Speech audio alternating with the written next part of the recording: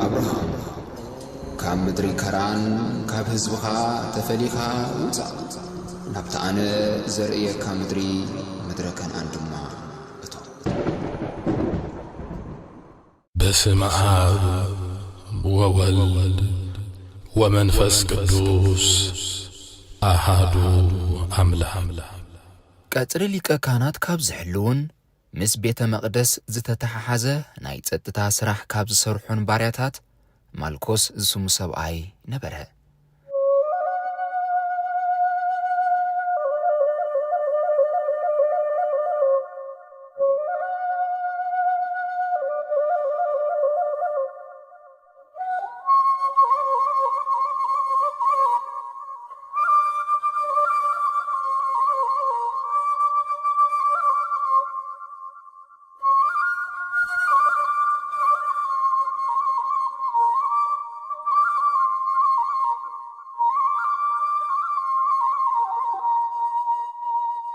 እዚ ናይ ኦሪት ሊቀ ካህናት ባርያ ዝኾነ ሰብኣይ ኣብታ ድሮ ጎይታና ኢየሱስ ክርስቶስ ዝስቀለላ መዓልቲ ሐሙስ ምሸት ብትእዛዝ ናይ ኦሪት ሊቀ ካህናት ነቲ ናይ ሓድሽ ኪዳን ሊቀ ካህናት ዝኾነ ክርስቶስ ኣሲሩ ከምጽኦ ትእዛዝ ተዋህቦ። ብጸልማት ከዓ ምስ እኩባት ሰራዊት መጸ። እዚ ወተሃደር እዚ ኣብቲ ንቕጽበት ዝሃደአን ብዙሕ ተሳታፊ ዘይነበሮን ከይተጀመረ ደው ዝበለ ውግእ እዝኑ ዝሰኣነ እንኮ ቁሱል ነበረ።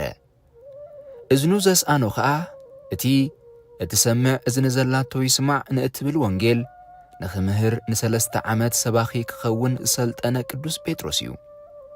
ጴጥሮስ ናይ ማልኮስ ትሰምዕ እዝኑ ቆሪጹ ደርበያ።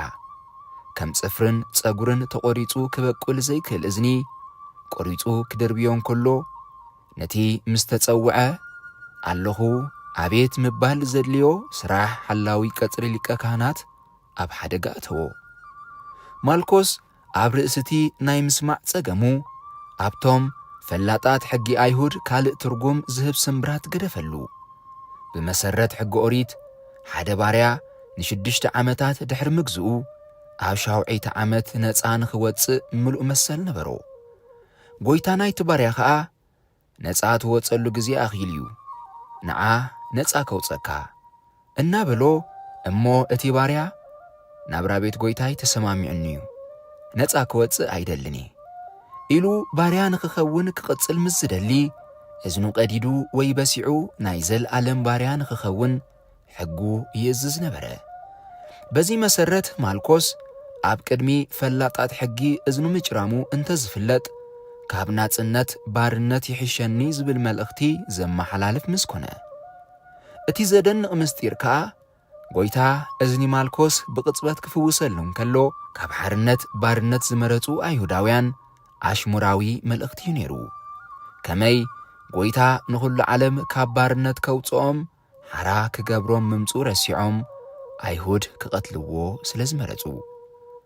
ኣብ መጽሓፍ ቅዱስ ሰለስቲኦም ወንጌላውያን ብዛዕባ ማልኮስ ምቑራጽ እዝኑ ጥራይ ክጽሕፉን ከለዉ እቲ ሓኪም ዝነበረ ቅዱስ ሉቃስ ግን ብጥበብ ሕክምና ክሕሰብ ዘይከኣል ዘደንቕ ስራሕ ሪኡ ስቒሉ ኣይሓለፈን።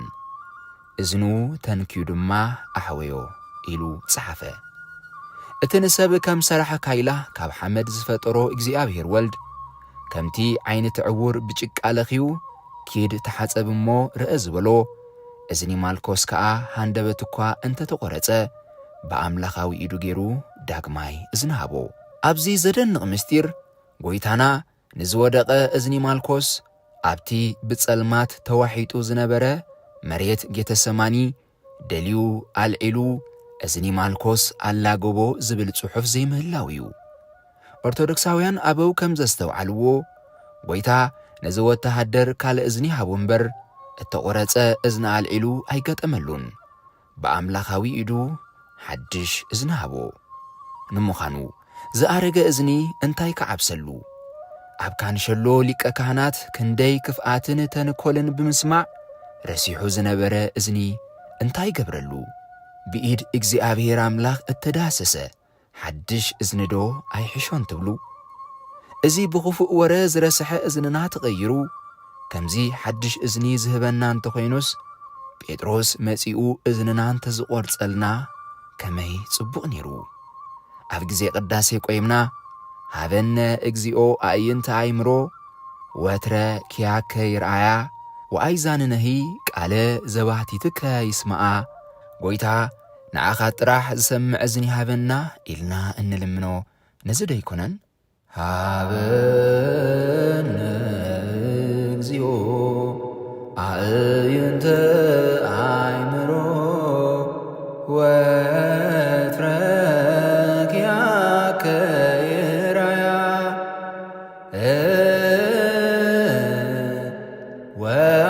ወኣይዛንነሂ ቃለ ዘባህቲትከ ይስማዓ ወኣይዛንነሂ ቃለ ዘባህቲትከ ይስማዓ ሃበኒ ጐይታና ናይ ምስትውዓል የእንቲ ወትሩ ንዓኻ ዝርያ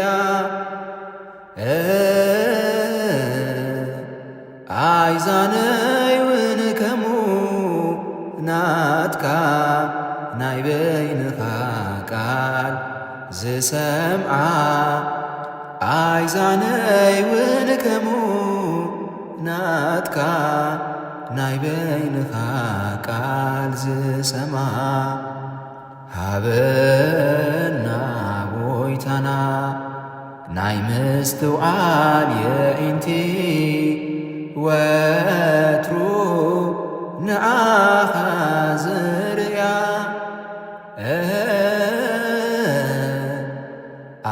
ኣይዛናውን ከሙ ናትካ ናይ በይንኻ ቃል ዝሰምዓ ኣይዛናውን ከሙ ናትካ ናይ በይንኻ ቃል ዝሰምዓ። ኣብ መወዳእታ እቲ እዝኑ እተፈወሰ በዓል ሰለስተ እዝኒ ማልኮስ ንዝፈወሶ ጐይታ ከመይ ዝበለ ውዕለታኾን መሊሱሉ ይኸውን። ኣብ እግሪ ጐይታ ተደፊኡ መሓረኒ ዶ ኢሉ ይኸውን? ምእንቲ ጐይታ መስኪሩ ሰማዕትነት ዶ ተቐቢሉ ይኸውን? ቅዱስ ኤፍሬም ሶርያዊ ከምዚ ኢሉ መለሰ። ማልኮስ እዝኑ ንዝፈወሶ ጐይታ ውዕለትኡ ብምእሳር መለሰ። ንዝፈወሶ ጐይታ ንድሕሪት ኣሲሩ እናደፍአ ሒዝዎ ኸደ። ይገርም! ብዝተገበረሉ ተኣምር ርዩ እኳ ተደኒቑ ንገዝኡ ኣይከደን። ኦ ጐይታ ንዝረስሐ እዝንና ጽርየልና። ንዓኻ ጥራሕ ዝሰምዕ ንቓልካ ጥራሕ ዘድህብ እዝኒ ድማ ሃበና። ክብሪ ንእግዚኣብሔር ኣምላኽ። ሰላም